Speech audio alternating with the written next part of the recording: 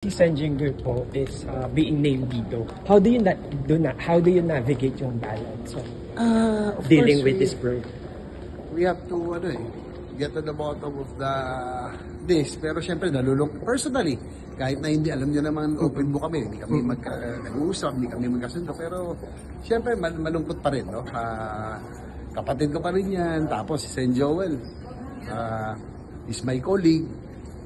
Siyempre, on a personal note, malungkot. Pero, I'm praying for them and I am, I think that they can, hindi naman pwedeng face value kung tatanggapin na lang natin lahat ng accusation. So, dito sa Senate, di naman kami dito, may kita mo yung lifestyle, hindi naman extravagant ang mga tao dito eh. Kitang-kita, ang diferensya against other legislators, no? So, I'm praying for them and ako, nalulungkot din ako sa nakasama ko sila dito.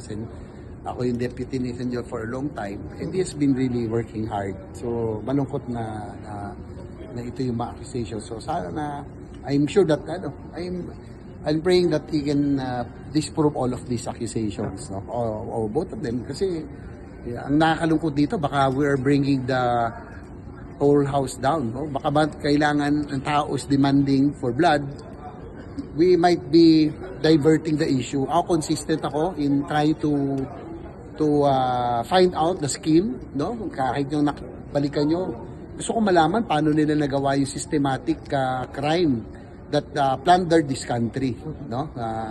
Yun yung gusto natin malaman. We have to find out paano nila ginawa yung criminal at para hindi na mauli. In aid of legislation, we put up the safeguards para hindi na mauli. Baka nadadivert eh. Senado na tinitira. Sino ba ang sinagsimula? Yung mga bukol, mga parking, lahat. Sa